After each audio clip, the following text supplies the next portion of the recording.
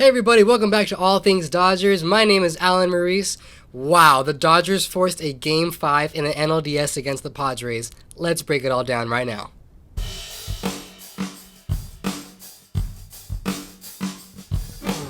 Against his old team. Ohtani unleashes! On an 0-1. Hits one time! Way back! Reyes fires. Swinging a drive! Deep left field!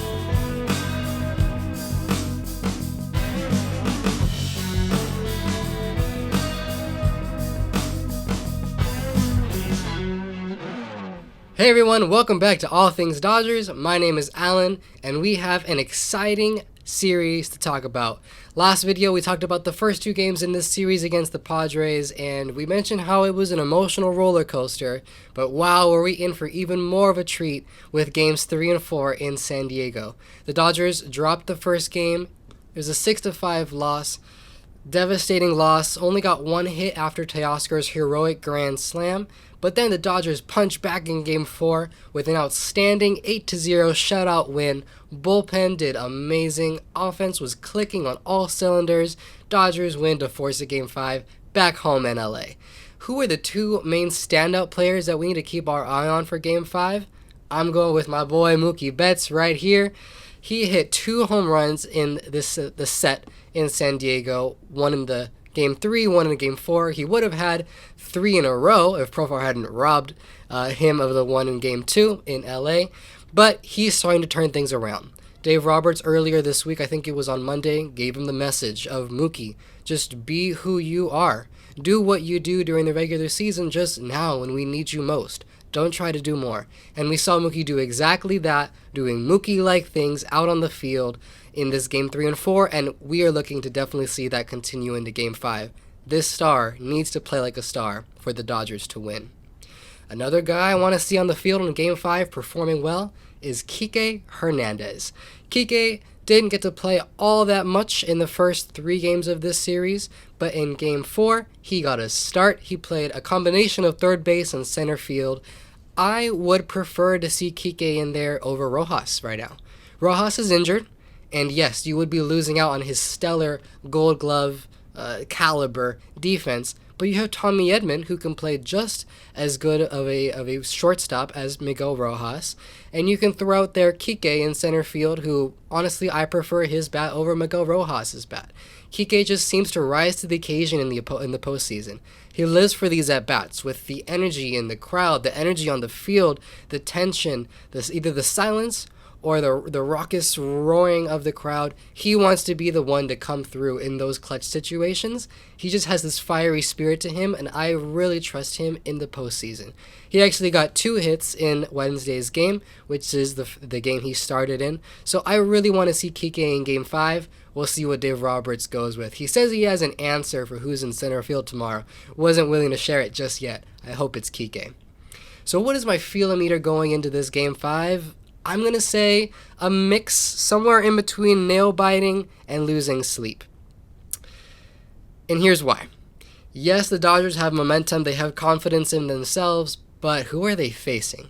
They're facing a Padres team that just got shut out in their last game at home. They're mad. And they have Yu Darvish, who we actually talked about last video, going on the bump for them to start the game. Now, Darvish, let's break into who he is a little bit. He's actually a former Dodger, and ever since he's gone to the Padres and has faced the Dodgers, he's been absolutely excellent. His repertoire of pitches is stacked. He has a slider, a four-seam fastball, a sinker, a sweeper, a curveball, a split finger, and a cutter. And, of course, different variations of each one of those pitches. He has so many weapons to come at you with, and he can also change speeds. In his last start against the Dodgers in Game 2 of the NLDS, his slowest pitch was around 72 miles per hour, a curveball, and his fastest was a fastball at 96 miles per hour. So he's changing speeds at more than 20 miles per hour of difference, so it's hard for batters to time him up and get in a rhythm. In fact, only 6 of his pitches in his last start against the Dodgers were hit fair and hit hard. Only 6. There were a lot of ground ball outs, a lot of pop-ups, lots of strikeouts. Let's actually look at his percentiles to see why that is.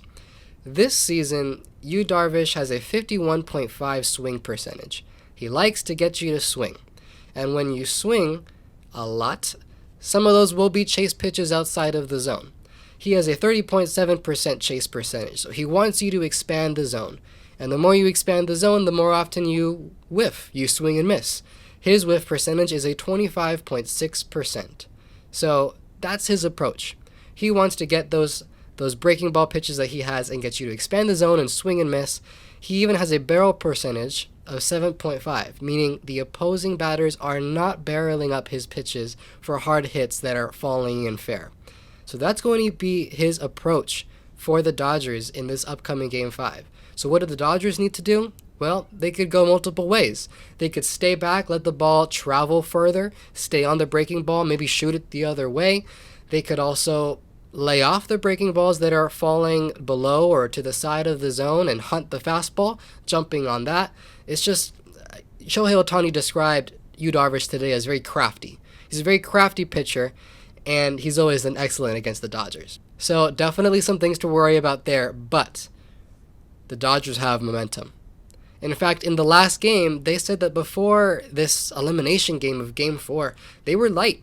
There was apparently some mini golf being played in the clubhouse, and one of the players, I forgot who it was, but in an interview they said, we knew what we were going to do.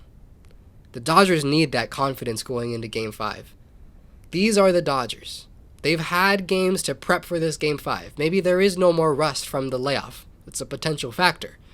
But there's no more rust.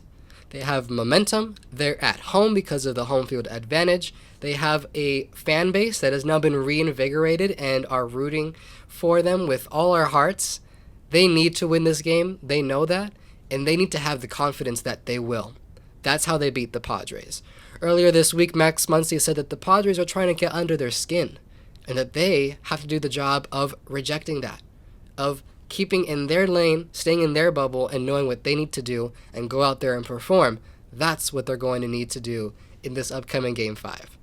We know that whatever happens, it'll be super energy-filled, super edge-of-your-seat suspenseful. I can't wait to watch it and break it down with you guys and just experience this with you fellow fans of baseball and of the Dodgers. Please let me know in the comments, what do you think about the Dodgers series so far against the Padres, and how do you feel about the upcoming Game 5 tomorrow? It's going to be Friday at 5 o'clock. If you'd like to support the channel, please subscribe, leave a like on this video, click the notifications bell down below, and have a great rest of your evening or morning whenever you're watching this. Go Dodgers for Friday's Game 5 elimination or clinching game for the NLCS. And I will see you next time on the next episode of All Things Dodgers.